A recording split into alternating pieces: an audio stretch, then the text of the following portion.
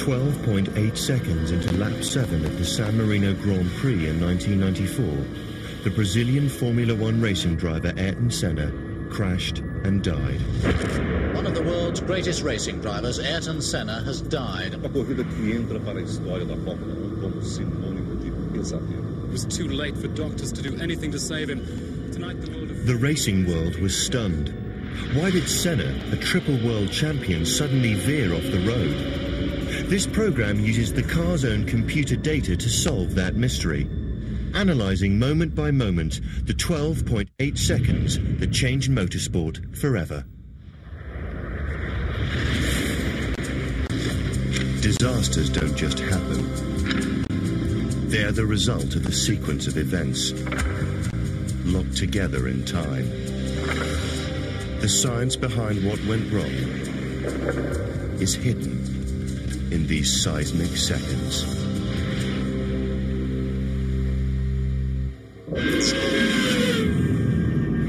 This is a reconstruction of the view from Senna's car as he approached that final corner at close on 200 miles per hour. But to understand what went wrong, we have to wind back the clock and start at the beginning of lap 7, the last lap of Ayrton Senna's brief but brilliant life. Motor racing at its very highest level is the most extreme form of human endeavour outside of war, and Ayrton Senna was the most extreme practitioner of it. That's what we lost at Tamburello. Few people really do know myself. Few people know me, and they just don't understand what it takes from a racing driver to eventually come to Formula One, being successful. Ayrton Senna was an extraordinary man, blessed with an extraordinary skill. His desire to win led him to leave a comfortable life in his beloved Brazil for a sporting arena where performance is everything and danger is never far away. His skill and ambition were legendary. He wanted always to be the best. He showed all the time competition. He showed all the time that he wanted to win. Even to go to into the airport with a rental car, he wanted to be the first one. The really, really great drivers who've won many world championships are also very clever, all of them. Ayrton was the absolute archetype. Who knows how many more world championships he would have won had he lived. Formula One is the world's premier motorsport category, with more money, bigger television audiences and more technology than any other type of racing. Its unusual rules make it as much a competition between designers and engineers as it is between drivers. One of the rules in Formula One, which is unique in all of racing, is that you have to make your own car. You have to design everything apart from the engine and the gearbox, which you are allowed to buy. Since each team must design its own car, the pace of development is furious as each outfit tries to gain the upper hand by pouring money into research and technology. A single second over a whole lap is seen as a huge advantage, and the cars are set up with the utmost care. With so much effort and money at stake, the onus is firmly on the driver to make the utmost of his machine. What Senna brought to the art of driving and the business of driving was an absolute total commitment to it. Now, those are very easy words to say, and in sport people do talk like that. He was prepared to stay at a track till midnight looking at telemetry, at computer printouts, asking people questions on and on and on, because he had to understand every single aspect of the car.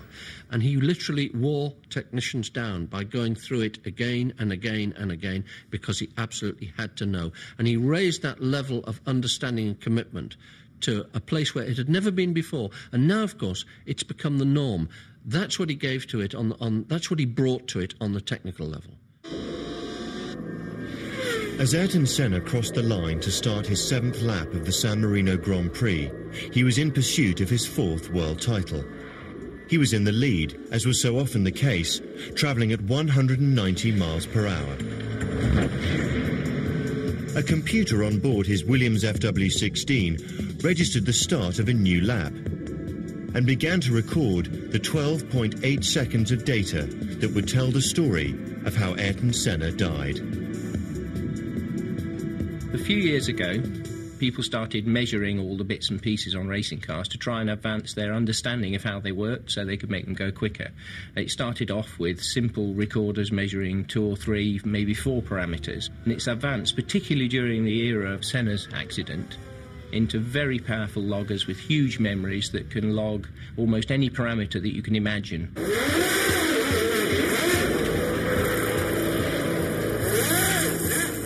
Even though data recording was developed to make the cars faster, it can also provide vital information as to the cause of an accident, in much the same way as an aircraft's black box.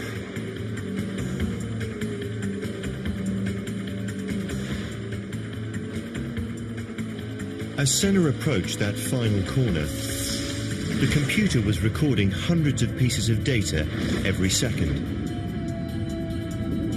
At 9.1 seconds into lap 7, Senna's foot was flat to the floor, shown as over 100%. He had a point to prove. Senna was facing a very real crisis. He'd gone to the Williams team because, in theory, it was the best car and it would give him the 4th World Championship. But thus far that season, he hadn't scored any points at all. The car had proved very difficult. And far from winning all the races, which people said he might do, he hadn't actually been near finishing a race. So there was all the pressures, different pressures, came to bear him. He had to deliver at Imola. Imola in northern Italy is one of the fastest tracks in Formula One. It was the scene for the 3rd race in the championship that year. At the end of the straight lay a sweeping curve, a corner with a reputation and an enigmatic name, Tamburello. There is a certain mystery over the corner called Tamburello. It was a very, very fast corner, flat-out corner, with just a little bit of grass, a little bit of road, and then a wall. So every single driver knew that, in theory, you could go around it safely forever and a day, but if something went wrong, you were in a lot of trouble with not much space to get out of it. One of the consequences of the accident was to bring about the redesign of racing circuits the world over. Tamburello became a left-right chicane, forcing the drivers to slow down. But as of 2:17 on Sunday, May the 1st, 1994, it was still a severe and unforgiving test of the defining property of a Formula One car: the ability to corner at almost unbelievable speed.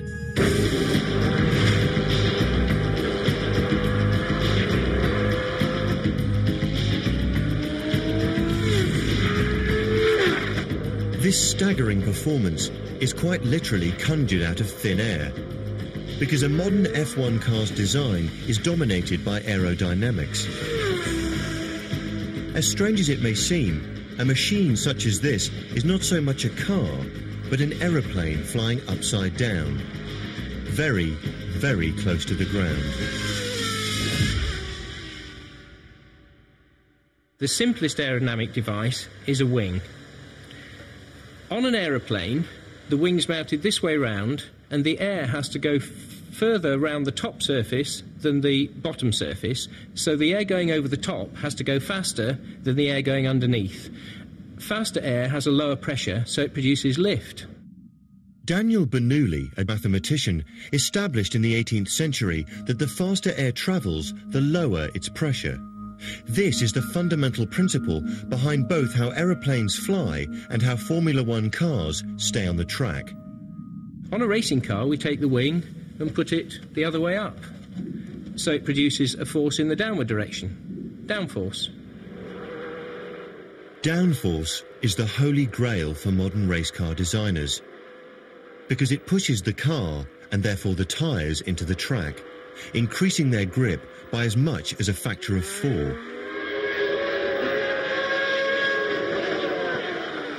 While a car's going around a corner, it tries to go straight on. This is a natural law of physics, and The only force you have to prevent the car flying off the road is the grip provided by the tyres. All other things being equal, a car with 4 times its own weight in downforce will be able to corner 4 times faster than one with no downforce at all. It's this downforce-assisted grip that enables an F1 car to take a corner like Tamburello flat out, the engine turning at nearly 14,000 RPM. Travelling at almost 200 miles an hour, 11.2 seconds into lap 7, the car is crushed into the tarmac by nearly 4 times its own weight in downforce, generating huge grip. Just as a fighter pilot feels G-force during a turn, Senna felt this force pulling at him. Sensors on board indicated a reading of 3.62 G, or 3.62 times the force of gravity. If something went wrong now, the car would literally fly off the road. At this exact moment, 1.6 seconds before impact, something did go wrong. F1 star Michele Alboreto, who died in a crash after filming this interview, believed he knew what happened to Senna. It's a dangerous corner because if you have a failure in the car, it was the wall very, very close in the high-speed part of the track. But I'm sure, because I know, because I had the same crash that Ayrton had in the same place, I know that you can go out in this corner only if you have a mechanical failure on the car. If the car had broken, the responsibility for the death of the sport's greatest driver would rest with his team. The very idea sent a shockwave throughout Formula One. When Ayrton Senna was killed in 1994 at the San Marino Grand Prix in northern Italy, the multi-million-pound sport would never be the same again. This would be a defining moment in motorsport. A defining moment in terms of safety. Before the crash, it had always been acknowledged that Formula One was a risky business. Danger was part of the sport's glamour. But the loss of its #1 superstar changed everything. The impact sent a shockwave back. It sent a shockwave back to every single person within Formula One, but a shockwave back to the teams themselves, because if something could fail on a car with those consequences, they all desperately wanted to know what it was so that they'd make sure it didn't happen to them. You just can't have people dying against walls. What happened 1.6 seconds before impact? Why did the best driver in the world crash with such horrifying suddenness? Because the crash happened in Italy, where the law demands that any unnatural death be investigated, a trial was called. Mauro Foghieri was one of the expert investigators.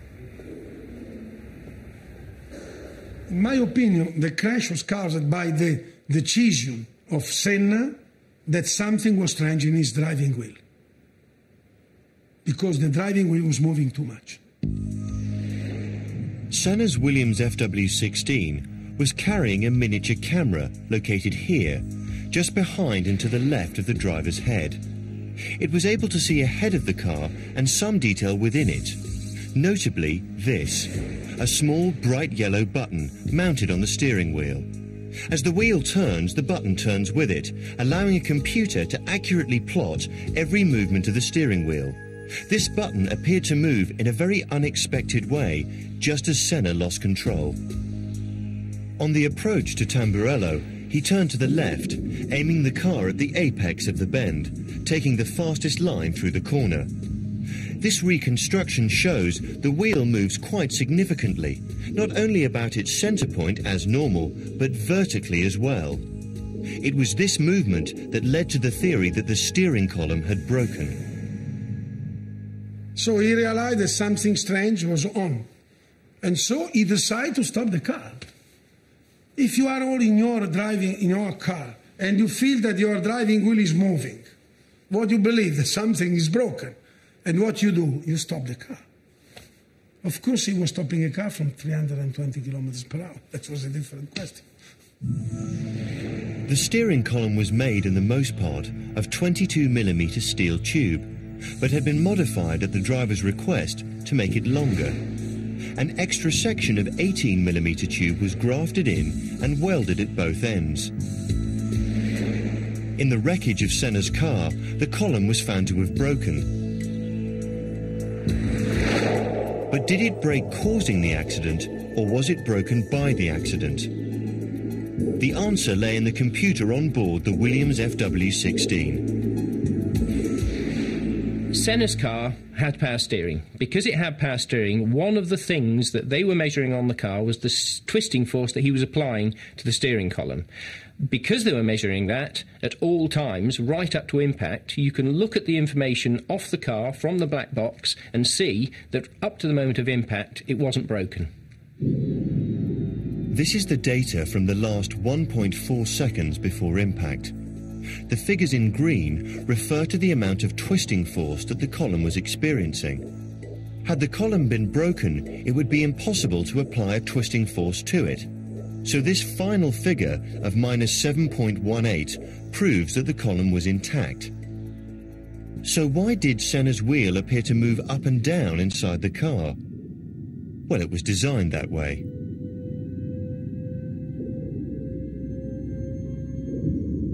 This exclusive footage, seen here for the first time in public, shows the amount of vertical wheel movement available in an identical Williams Formula One car. The amount of effort required to deflect it this much is quite considerable, but remember, the driver is being subjected to G-forces in excess of 3 times the force of gravity, and with nothing save the wheel to take the weight of the driver's arms, the design allowed for this much movement. So if the steering column didn't break, what else could have caused Senna's accident? The cruel irony is that in the relentless search for cornering performance through aerodynamics, the cars had become dangerously unstable.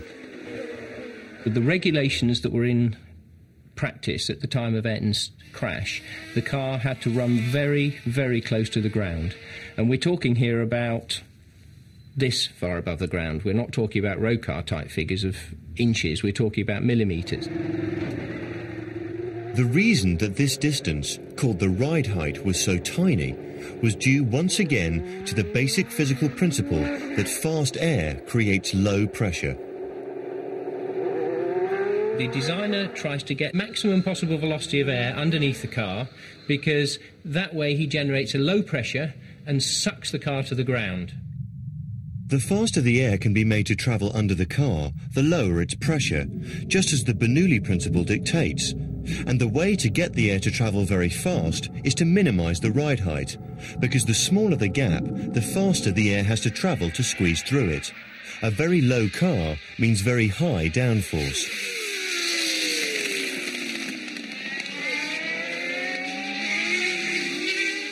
The problem comes as the car gets lower and lower and lower, the velocity gets higher and higher, you get more and more downforce.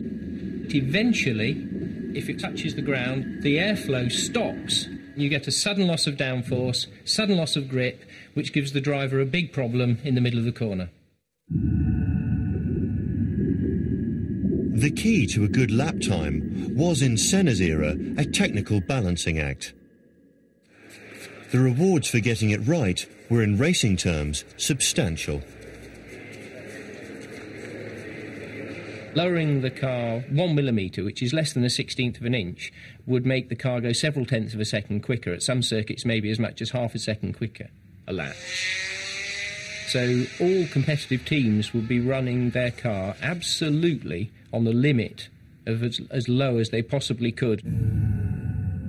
If anything unexpected should happen to reduce the ride height to below the critical setting, trouble would be in store for the driver.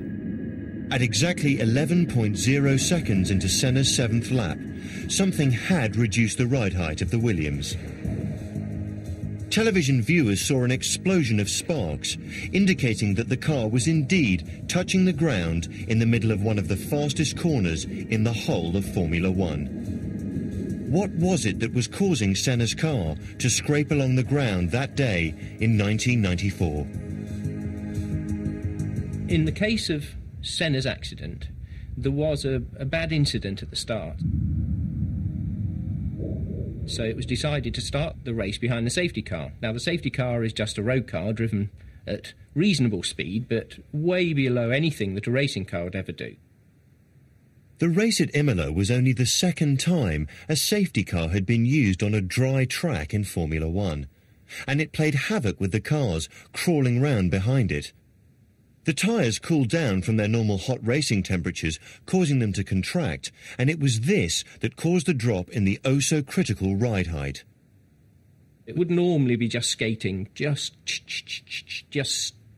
touching the ground in those places, on those bumps. Well, of course, with the tyre pressures down by maybe 25%, the movement in the tyre was maybe up by 4 or 5 millimetres. And when the skid, which is metallic, hits the ground, rather than having a huge grip that sticky racing rubber has, and is being pointed in the correct direction by the driver, you have it's just like a ski.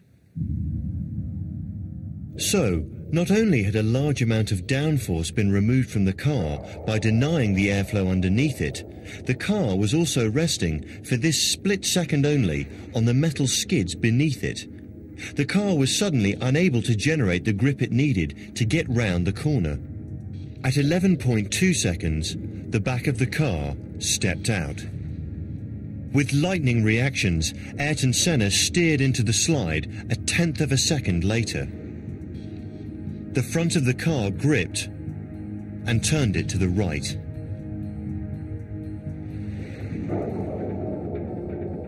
The data logger recorded that the brakes were fully on. The car was now slowing down as hard as possible, but Ayrton Senna ran out of road.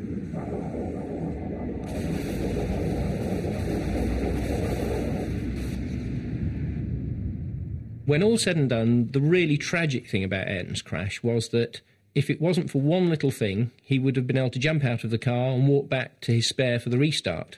And that little thing was that when his car hit the wall, the front wheel was trapped between the wall and the chassis as the suspension collapsed. And as the car skidded along the wall, the wheel trapped between the two just popped up at the wrong moment and hit him in the head. If it wasn't for that, he would have been uninjured. Senna died just over 4 hours later in hospital. On his return to his native Brazil, he was given a burial in keeping with his status as a national hero.